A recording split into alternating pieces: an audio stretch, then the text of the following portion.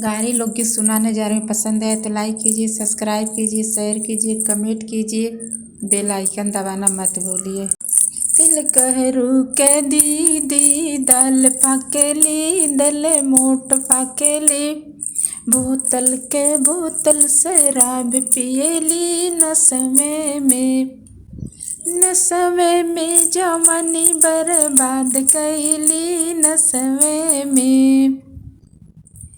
समधी के दीदी दाल फाकेली, दल मोट फाकेली, बोतल के बोतल शराब पियली नसवे में, नसवे में जवानी बर्बाद कैली नसवे में।